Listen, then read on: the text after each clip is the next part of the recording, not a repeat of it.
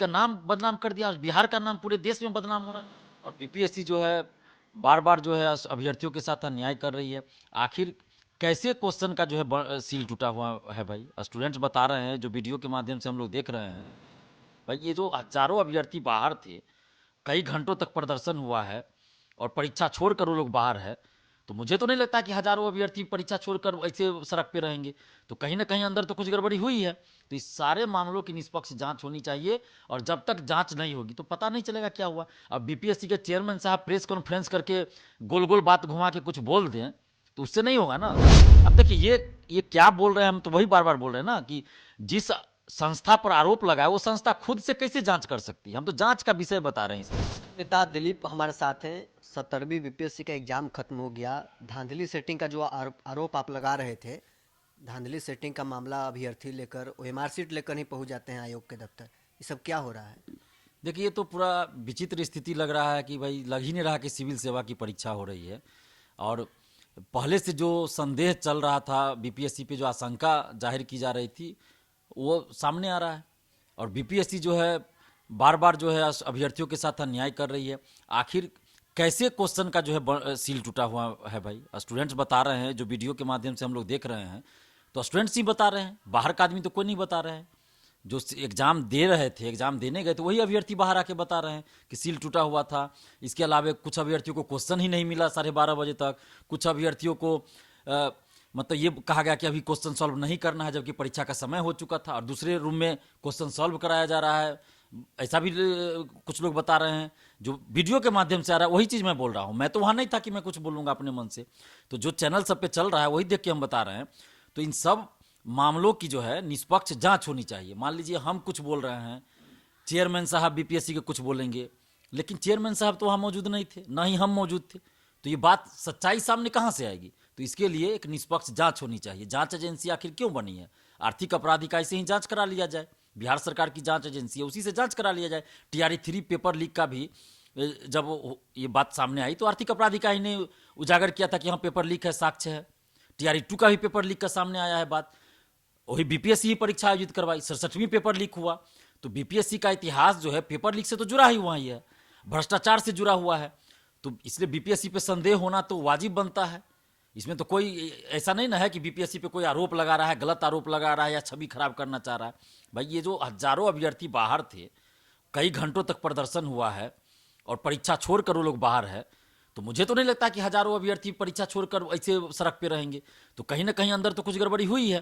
तो इस सारे मामलों की निष्पक्ष जांच होनी चाहिए, और जब तक जांच नहीं होगी तो पता नहीं चलेगा क्या हुआ। अब बीपीएससी के चेयरमैन साहब प्रेस कॉन्फ्रेंस करके गोल गोल बात घुमा के कुछ बोल दें तो उससे नहीं होगा ना। आप जिस पे आरोप लग रहा है वही क्या अपने आरोप की जांच करेगा? आज हमारे ऊपर कोई आरोप लगा दे और हम ही जांच करके बोले कि नहीं हम तो निष्पक्ष आदमी, हम तो बेकसूर है, ये से थोड़े होता है। हमारे ऊपर पटना पुलिस ने आरोप लगाया, कई धाराएं लगाया, जेल भेज दिया, तो क्या हम ही जांच किए और हम ही जेल से अपने बाहर आ गए? कोर्ट में मुकदमा चला, वहाँ बहस हुआ, लगा कि ना भाई इस पे गलत धारा लगा है, बेल मिला, हम बाहर आए जेल से। तो इसी तरह बीपीएससी परीक्षा आयोजित करवा रही है। बापू परीक्षा परिसर जो है नीतीश कुमार जी का महत्वाकांक्षी सेंटर है, और नीतीश कुमार जी का सपना है कि वैसा एग्जाम सेंटर बिहार के हर जिला में बनाया जाएगा। और हम लोग तारीफ करते रहे हैं कि भाई नीतीश कुमार जी अच्छा काम ये किए हैं। लेकिन आज बताइए, बीपीएससी ने अपनी कुव्यवस्था के चलते और अपने भ्रष्टाचार के चलते नीतीश कुमार जी का नाम बदनाम कर दिया, और बिहार का नाम पूरे देश में बदनाम हो रहा है। आज आप देखिए, बीपीएससी की परीक्षा देने बिहार से बाहर के कई राज्यों के अभ्यर्थी आए हैं। कई लोग तो ऐसे होंगे जो विदेश से आए होंगे एग्जाम देने। विदेश से भी लोग आते हैं जो तैयार बीपीएससी सिविल सेवा में आना चाहते हैं, तो विदेश से भी लोग एग्जाम देते हैं। भले वो बिहारी हो रहते हो विदेश में, यूपी के हो रहते हो विदेश में, लेकिन आते हैं एग्जाम देने।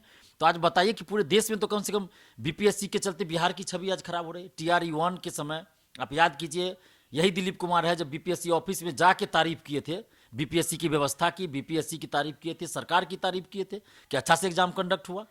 तो ऐसा तो नहीं कि हम लोग विरोध के लिए विरोध कर रहे हैं ना। जहां अच्छा होता है वहां तारीफ भी करते हैं, गलत होता है तो विरोध झेलना पड़ेगा। आज आप बताइए, TRE 3 की पुनर्परीक्षा हुई, कोई पेपर लीक का बात नहीं आया सामने, ना ही कोई धांधली सेटिंग। परीक्षा की मैं बात कर रहा हूं, तो कोई गड़बड़ी नहीं आई सामने, तो हम लोग कहां विरोध किए। लेकिन TRE 3 की जब पहली बार परीक्षा हुई 15 मार्च को, पेपर लीक हुआ, हमने विरोध किया, आंदोलन तक का आह्वान कर दिया। और उस आंदोलन के चलते परीक्षा रद्द करनी पड़ी बीपीएससी को। तो और वो बीपीएससी उस समय भी क्या कर रही थी, जांच इकाई जो है आर्थिक अपराध इकाई, जांच रिपोर्ट दे दी थी, नोटिस जारी हो चुका था कि पेपर लीक है, सबूत है उसका। उसके बाद ही बीपीएससी के चेयरमैन क्या बोले, यही चेयरमैन थे उस समय, पेपर लीक के तुरंत बाद बने थे। और बीपीएससी क्या करे, कोई पेपर लीक नहीं हुआ है, कोई सबूत नहीं है। तो अब उस बीपीएससी पे कैसे भरोसा किया जाएगा भाई, जब आप परीक्षा रद्द नहीं कर रहे थे, आप जांच एजेंसी की रिपोर्ट को नहीं मान रहे थे, तो आज आपकी बात पे कौन भरोसा कर लेगा, कैसे भरोसा कर ले बीपीएससी पर, जब आप बिहार सरकार की जांच एजेंसी पे भरोसा नहीं कर रहे, आप कह रहे पेपर लीक नहीं है, तो हम आपकी बात पे क्यों भरोसा कर ले, अभ्यर्थी क्यों भरोसा करे। आज आप देखिए, जो भी ईमानदारी से तैयारी करते हैं, बीपीएससी पर किसी को भरोसा नहीं है। और ये क्यों हुआ है, बीपीएससी की कार्यशैली की वजह से। जो पिछले कुछ समय से आप देखिए बीपीएससी की कार्यशैली, टीआरई 3 पेपर लीक में 266 अभ्यर्थी हजारीबाग से पकड़े गए। उनका एग्जाम था बिहार के जिला में, और परीक्षा के दिन सुबह में वो 5 बजे सुबह में, 4 बजे भोर में, 3 बजे भोर में वो हजारीबाग के विवाह हॉल में, मैरिज हॉल में क्या कर रहे थे भाई। और आर्थिक अपराध इकाई ने पकड़ा पुख्ता सबूत के साथ कि ये लोग पेपर लीक में संलिप्त थे, उनके पास से क्वेश्चन आंसर मिला। उसके बाद भी बीपीएससी ने आज तक उसको प्रतिबंधित नहीं किया। बापू परीक्षा परिसर के बाहर जो अभ्यर्थी हंगामा कर रहे थे, आयोग के अध्यक्ष तो कह रहे हैं कि ये सब अराजक तत्व हैं, ओएमआर सीट लेकर जो पहुंचे हैं आयोग के दफ्तर, उन पर कार्रवाई होगी। अब देखिए ये क्या बोल रहे हैं, हम तो वही बार बार बोल रहे हैं ना कि जिस संस्था पर आरोप लगा है वो संस्था खुद से कैसे जांच कर सकती है। हम तो जांच का विषय बता रहे हैं इस चीज को। सीसीटीवी फुटेज की वहां जांच वो करवा रहे हैं। वो क्या करवा रहे हैं हमें उससे नहीं मतलब है, बीपीएससी क्या करवा रही है हमको उससे मतलब ही नहीं है ना, क्योंकि वो तो परीक्षा कंडक्ट करवा रहे हैं और उस पर तो आरोप लगते रहे हैं। 67वीं का पेपर लीक हुआ, टीआरई 2 टीआरई 3 का पेपर लीक हुआ, तो उस पर क्या हम भरोसा करें। किससे जांच आप मांग हम करते हैं? सरकार से मांग कर रहे हैं, बिहार सरकार से, कि आर्थिक अपराध इकाई से जांच करवाइए आप। जांच एजेंसी बीपीएससी नहीं है। इसी बीपीएससी को तो चाहिए था कि वो खुद आर्थिक अपराध इकाई को भेज देती कि जांच कीजिए इस मामले की। ईओयू जांच करे। बिल्कुल, ईओयू जांच करे, ईओयू जांच करे, तो अभ्यर्थी को भी भरोसा होगा। बीपीएससी क्या जांच करेगी, बीपीएससी तो लिपापोती करेगी। आप याद कीजिए, कुंवर सिंह कॉलेज को बनाया गया कि एक सेंटर से पेपर लीक हुआ 67वीं का। जब आर्थिक अपराध इकाई ने जांच किया तो आया ना कि भाई ये तो पूरा पेपर लीक का षड्यंत्र था। तो ये बीपीएससी क्या कर रही है नहीं कर रही है, हम उस पर जाना ही नहीं चाहते, क्योंकि बीपीएससी पे भरोसा ही नहीं है। बीपीएससी की कार्यशैली जो रही है वो तानाशाही रहा है। आप देखिए ना, पिछले कुछ महीनों से, मैंने अभी तुरंत कहा ना कि टीआरई 1 के समय हम बीपीएससी ऑफिस में जाके तारीफ किए हैं ना बीपीएससी की। तो ऐसा नहीं है कि बीपीएससी से हमें कोई दुश्मनी है या दोस्ती है।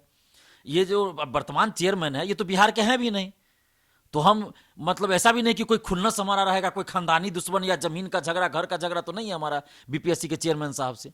अरे अच्छा काम करेंगे हम तारीफ करेंगे, लेकिन चूंकि ये तानाशाही रवैया अपना रहे हैं और अभ्यर्थियों से नहीं मिलते हैं, न बात सुनते हैं, तो ये तो बड़ा अजीब लगता है ना। आज भी अभ्यर्थी गए थे, उनको मिलना चाहिए, बात सुनना चाहिए। आप देखिए ना, नॉर्मलाइजेशन के मामले पर हम लोग 1.5 महीना से कह रहे थे, हम 4 बार मिलने गए हैं बीपीएससी चेयरमैन साहब से, नहीं मिले हैं, कि भाई एक नोटिस आप जारी कर दीजिए या मीडिया में बयान दे दीजिए कि एक ही सेट में क्वेश्चन रहेगा जैसा कि पहले से होता आया है। लेकिन नहीं किए, मिले भी नहीं, ना ही कोई वीडियो जारी किए, ना ही नोटिस जारी किए। 6 तारीख को आंदोलन हुआ, उस दिन भी हमने सेक्रेटरी साहब को फोन किया है कि सर आप चेयरमैन सर से बात कीजिए, एक नोटिस जारी कर दीजिए, हम लोग आंदोलन नहीं करना चाहते हैं। क्यों आंदोलन करेंगे, अभ्यर्थी ये एग्जाम देने जा रहे हैं, वो आंदोलन करे, अच्छा बात है। तो नोटिस जारी नहीं किया, तब आंदोलन हुआ।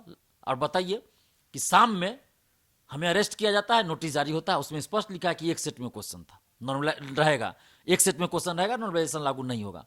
और अगले दिन से उछल उछल कर सब चैनल पे जाके बाइट दे रहे हैं, मीडिया में बोल रहे हैं